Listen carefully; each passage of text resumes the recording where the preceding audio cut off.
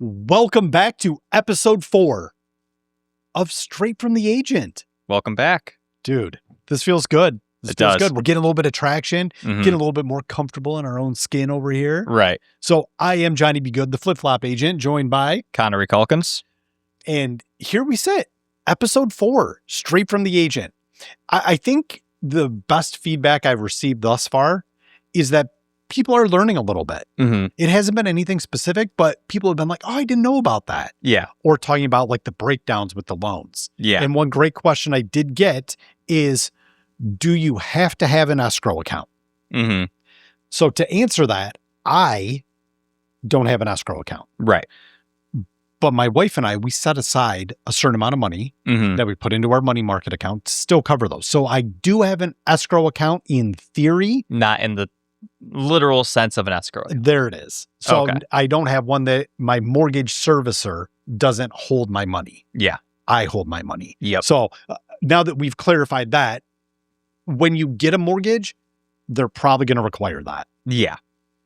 But you can also say, hey, I want to take over my money. Yeah. They're going to make sure of certain things. And I think you might have to establish a little bit of a track record. Yeah. I'm like, hey, I'm actually going to pay my stuff so that the mortgage doesn't default and, property taxes are paid and insurance is paid and whatnot. But as long as you have that track record, if you decide to do your own escrow account of sorts, you can absolutely do that. I didn't know that. That's interesting. Yes. So I don't like letting them hold on to my money. Yeah. I want to hold on to my money, earn a little bit of interest in a money market account or whatever that is. And then, I'll just pay my bills when they come in. Right.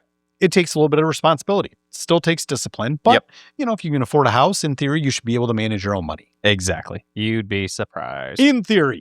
in theory. All right. So last week we started off with the buy side. Yes. So I'm going to take the reins and start off with the sell side. Cool. You ready? I'm ready. Let's rock and roll. See what we got. Let's see. Close my eyes. Look away. Go away. All right. Here we go. Oh, we just talked about this off air. Should I sell my home before buying another one? It depends. And I think that's the statement that's going to resonate the most with this podcast is there's so many variables that play into it. You don't know that for a fact. Yeah. Sometimes you do have to sell before you can buy. Other times, well, maybe you don't have a mortgage, or maybe you can afford 2 mortgage payments, or there's any number of things. Why don't you give us your insight into this question and let's see where it takes us. Again, it all depends on this. I almost did it again. You almost dropped all the questions. It all depends on the client's financial situation. Yes. So it is true. It depends. It really does depend, because I've been on both sides. I've been on sides where a family needs to buy another home because they're of X amount of reasons. Their family's growing, they're relocating for work, the whole 9 yards.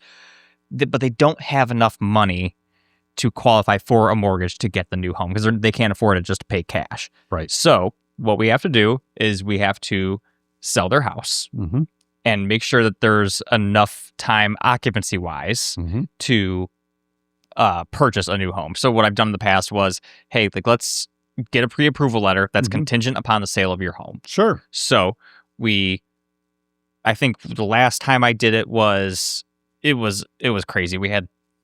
There was 3 or 4 houses all tied into this deal. Oh, wow. But that, when you get that type of house of cards thing, that gets a little finicky. Go back to really good communication for everyone. Yes, everyone. Luckily, there was a great agent on the buy side from a different brokerage. She was awesome. But what we did was we wrote an offer on a house that she absolutely fell in love with. The house, this was I think it was the 4th house that we saw. So her house wasn't even listed yet. Because we did all the showings in the same day. So we wrote an offer, had the pre-approval letter contingent upon the sale of the buyer's home. And we also threw in there the verbiage and the other terms and conditions. This home is to be on the market within X amount of days. We have X amount of days to get it under contract. And we have X amount of days to close so that they can sell this home before we close on this upcoming home. Now, it's stressful. You're not going to get top dollar for your home when you're trying to sell it that quickly. But again, because you're on a timeline. Because you're on a timeline. Yep. Got to be aggressive. The pros outweighed the cons for them. Yep. They wanted this home for their growing family. Yep. So that's what we had to do. But also, I've been on deals where the time rises where the family wants an upgrade. They're tired of their starter home. They can afford 2 mortgage payments. They went out, bought a home, and now we're getting ready to sell their home. Yep. It's just they were in a financial spot to do it. Some people aren't. Again, it depends. It depends. And that's, I mean, what a shitty way to try to give you, the listeners, information. An answer, yeah. But it's so true. Yeah. Because there's so many independent variables that factor into making those decisions. Yeah. And again, that's also where you and I, we stay in our lane. Mm-hmm. And we don't know, I don't want to know what a client's debt to income ratio is if they're a buyer. Yeah. I don't care what your credit score is. That's for my lending partner. Yep. Or that's for your lender that you've already sourced. Mm-hmm. I just need the information to know, oh yeah, they can go and buy. It's non-contingent. Yeah. So yeah, they own a home and they have a mortgage, but they can afford a payment up to this amount. And this is what they're looking for. Yep. Great. Other times like, nope, they can afford up to $500,000, but they do need to sell before they're able to buy. Exactly. And that's no problem. And it all comes back down to communication. Yes. Communication and understanding and making sure that everybody's adding a lot of clarity to their conversations. And that's not to interrupt you, no, but you're fine. A good realtor has... Not realtor. Jeez. But they have a handful of lenders that they use. Mm-hmm. And when you get an agent, especially like brand new, they'll use any lender that comes their way. They don't know what they don't know, right? Yep. But a bad agent will just send you to whatever lender. Yep.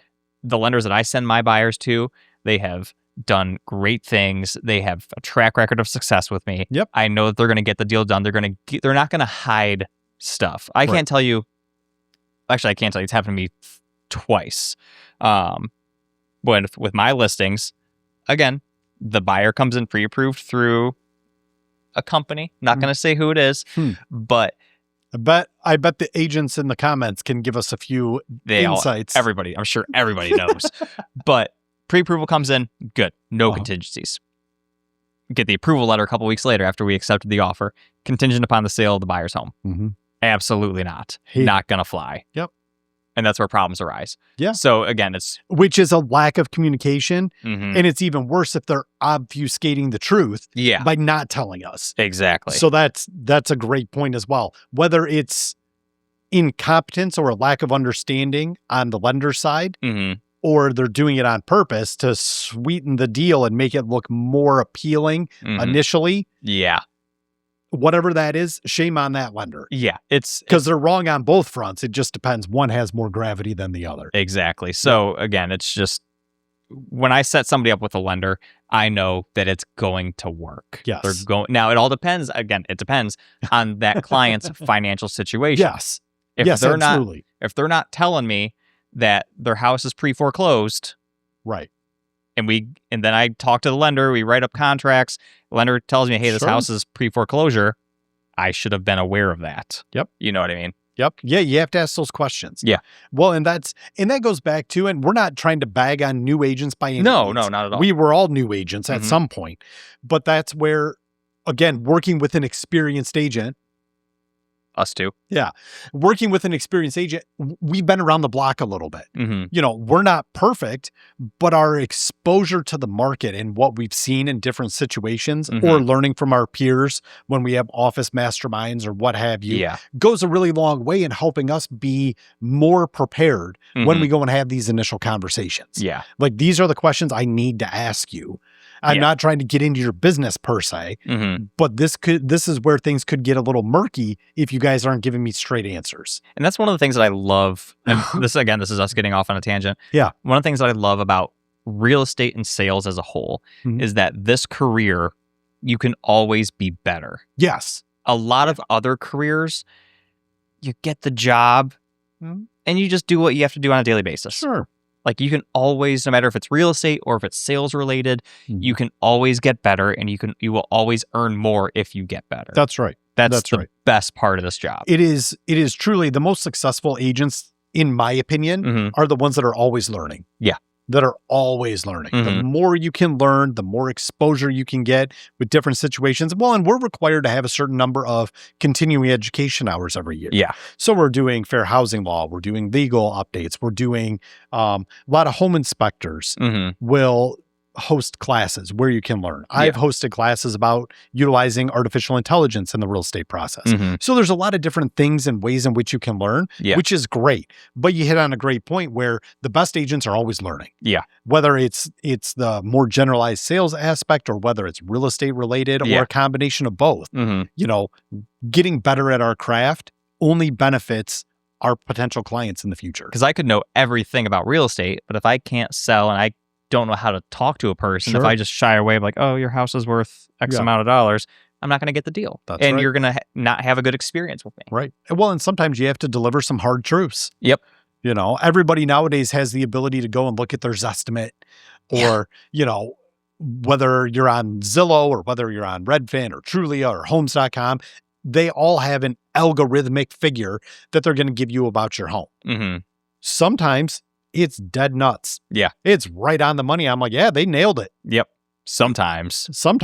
And other times it's either tremendously overvalued or undervalued. So going off of that, you just don't know. I had a listing appointment yesterday. Yep. And with all my listing, when I do a CMA, which is a comparative market analysis, I always throw in, obviously there's all this sold comps, actives, pendings, the whole 9 yards. I always give an estimate. I don't like walking into someone's home and being like, Johnny, your home is worth this. Yep. I give you an estimate. Yep. It's between this and this. It's usually... It's a nice little range. Yeah. And then you could say like, hey, it's going to sell faster at this price point, could sit on the market longer at this price point. But it's always within 5 to 10 grand. Yes. But I also throw in what the Zestimate is, what Realtor.com is saying, what Homes.com is saying, what RPR is saying.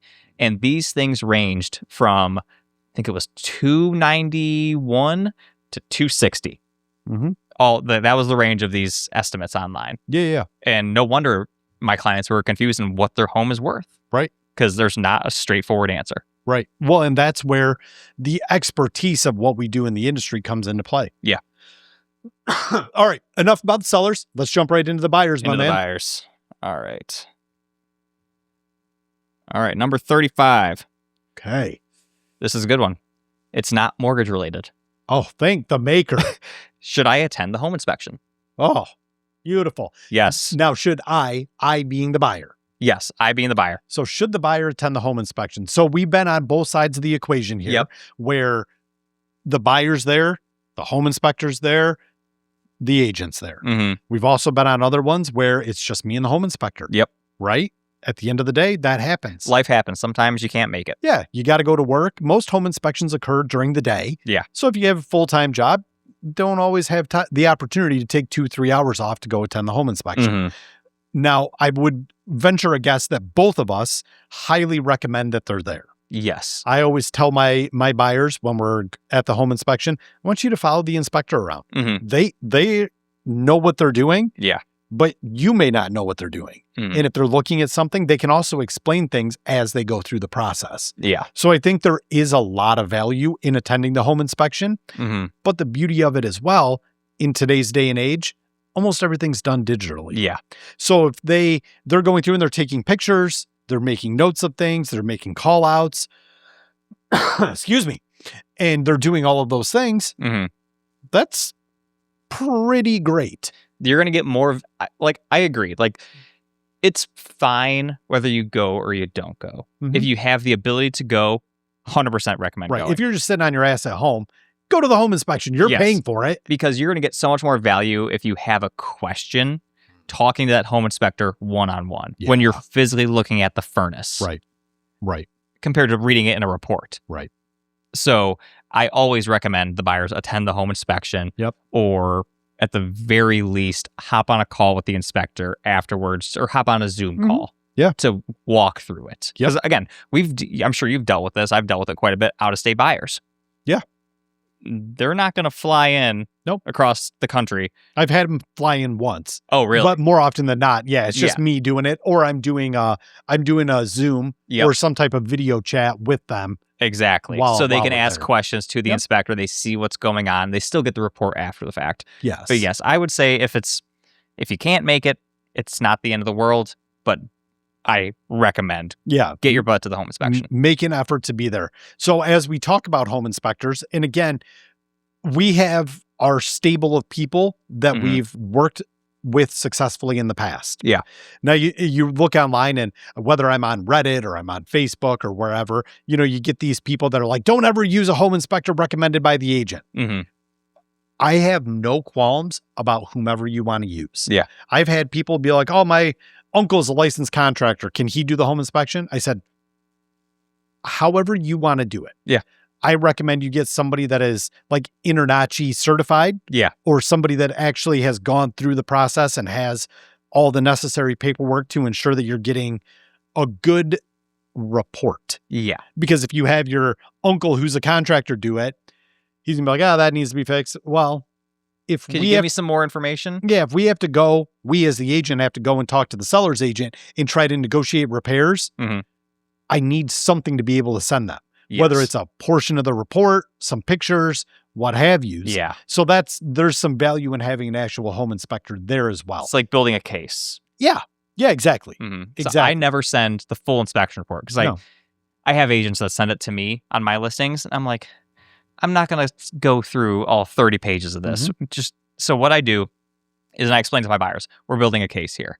So let's say there are 10 items that are wrong with the home. Let's narrow it down to 3 that you either want to get a price reduction or have the seller repair. Yep. Not both. They will never do both. I've never seen a deal where they take money off the price. That would be amazing for the buyer and so stupid for the seller. Exactly. Yeah. So determine if you want a price reduction or you want repairs made. But what I do is I just take the certain pages. Hey, Mr. Listing Agent, look at this.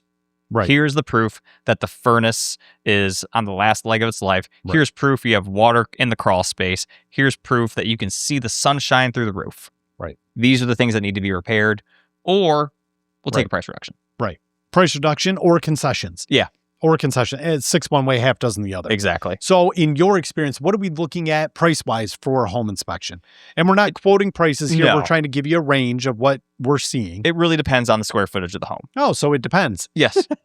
It really does. If it's a 2-bedroom, 1 bath. Yeah.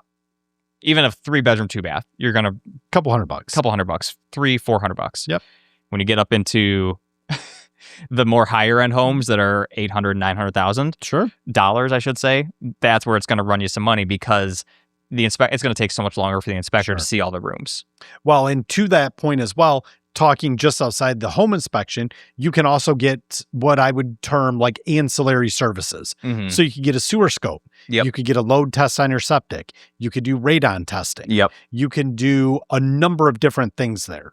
So sometimes those aren't included, but you can add those services as well. You know, if you're going to put a bedroom in the basement, I always tell clients, listen, if you're going to have a child or you're going to move a bedroom down there, you're going to be spending consecutive hours in the space. Yeah.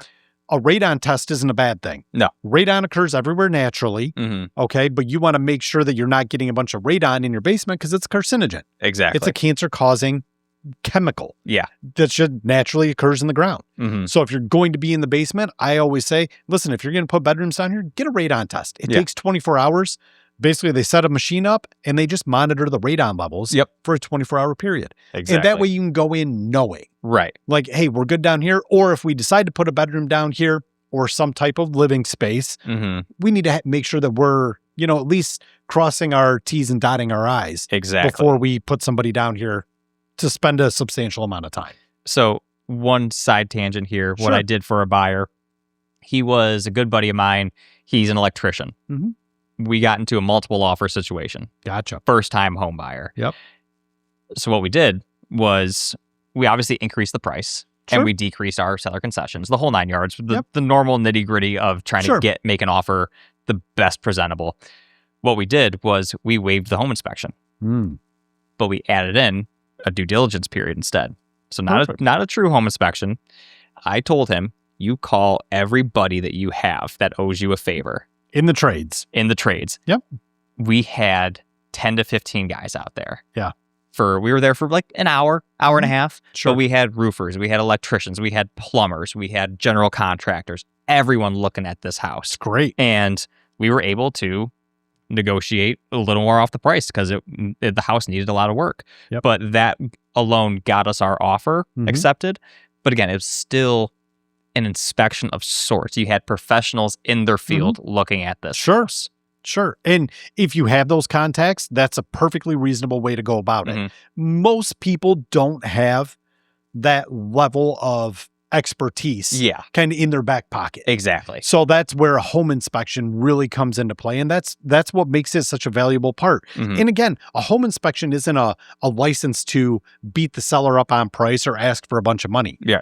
It goes back to, and like we talked about in previous episodes with the different types of loans, the government-backed loans, a home inspection should be really notated towards the health and safety aspect. Yes. Oh, you have a non-working GFI.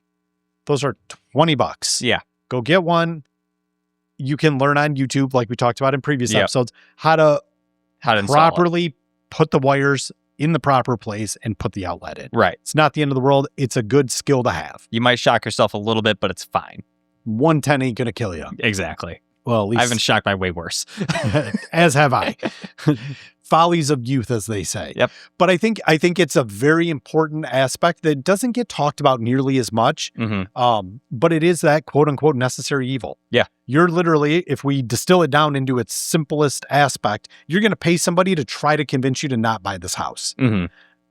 But at the end of the day, they're giving you all the knowledge you need to be able to look at what are the things I need to address when I buy this house? Yeah. When I become the owner, okay, I need to look at this. I need to look at this. I need to replace my sump pump. I need to make sure I got my downspouts 6 feet, 10 feet away from the foundation of the house so I don't get water up against my basement walls. It's all pretty simple stuff. And on that same page, sometimes it's not the end of the world if the home inspector kills the deal. I did a home inspection. It was a project house in Flint. Sure. This thing, I probably showed this house 50 times. Yeah.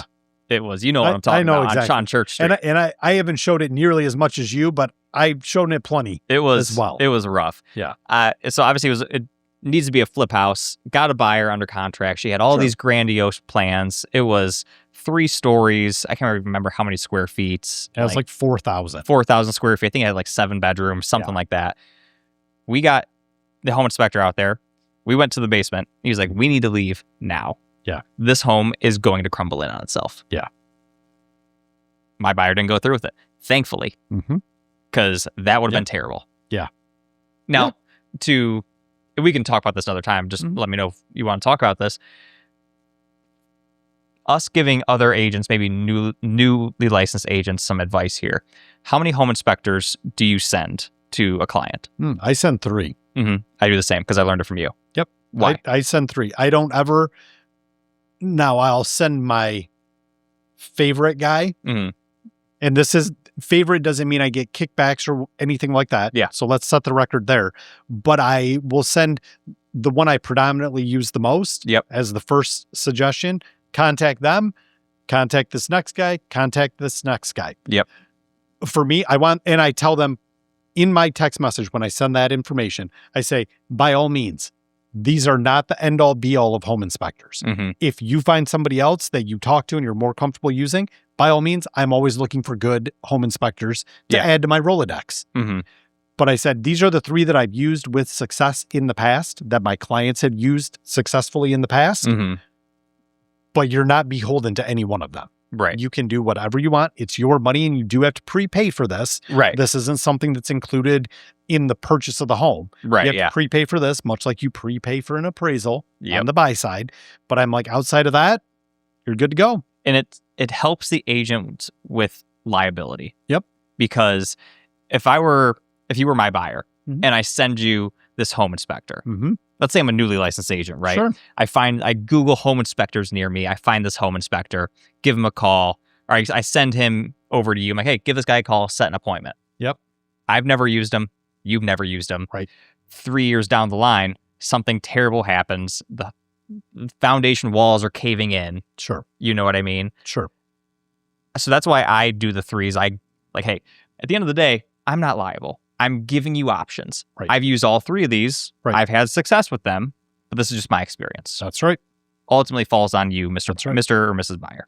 So as we finish up this episode, let me ask you about this. At what point do you recommend that sellers get a pre-listing inspection? Have you ever done that? I haven't. I want to do it this year. It's on my, because I just want to go through that experience. Mm-hmm. I think it's great. If the home is, let's say if it's a market where the home's kind of an anomaly, right? Mm-hmm. Like let's say it's all $300,000 homes. Mm-hmm. Because of the updates, because of this home, Sure. it's $450. Right. Let's throw in a pre-inspection. Mm-hmm. Prove why we priced this home the way that it is. Yep. And we can leave it at the listing. People can go through it. So, well, yeah, you can upload it to the doc box in the MLS. Mm-hmm. Here's our home inspection that we had done the day we listed it, whatever that is. I've been on the flip side of that coin, where I've had a seller who thinks their home's worth a tremendous amount more than what the market says it is. Mm-hmm. The reason being condition. So I'll go through because I know that roof is in the last third of its life. Mm. And I know that there's some issues here with the basement walls. Yeah. And they've lived there 30 years and it's never been an issue. So to them, it's not an issue. Right. But I'm like, you have to understand, you have buyers and agents coming through with fresh eyes. Yep. That they're going to look at this from a completely different perspective. Mm-hmm. You know, it's the old joke that like mechanics drive the shittiest cars. Yep. And electricians have the most screwed up electrical systems in their home. Yep. Because they don't want to work on that stuff when they're there. Well, homeowners are the same way. We kind of go blind to the things that we see all the time. Yep. Whereas a fresh set of eyes comes in, it's like, oh, that's weird. Yep. So I've had that pre-listing inspection report done, and then I give it to him like, this is all that's wrong with the home. These are the things that are going to come up. Yeah. So I need you to understand the reason that I'm recommending my price point is X is because these are the issues. We're going to get hammered on this. Yeah. So we need to make sure that we're pricing appropriately for its condition. Did you pay for that or did you have your seller pay for that? I had the seller pay for it. Okay. Good. Yep. I had the seller pay for it. I mean, and I didn't necessarily have to convince them. Mm-hmm. But I wanted to make that point that like, we're doing this so that we can go into this process eyes wide open. Yeah. And the way it worked out is we had that pre-listing inspection. Mm-hmm. We had our conversation. We adjusted the price point closer to my price point than theirs, but not quite where I wanted to be. Well, when it was all said and done, we were like $5,000 off my target price point. Yeah. When it was all said and done. And that's fine. Yeah. That's fine. It's a give and take. We're not perfect when it comes to pricing. No, not by any stretch. And the market always tells us. Yeah. And sometimes the data can support a certain figure or price point, but the market says, nah, we're not in the mood. Exactly. And so, and I hate to use that as a cop-out, but the market is going to tell us, hey, you're either priced right or you're priced wrong. Yeah. It all depends on what the buyers are willing to pay. That's right. And sometimes it takes 6 months. And then a buyer comes is like, yeah, I'll pay full price for it. Yeah, this will work. Yeah. Mm-hmm.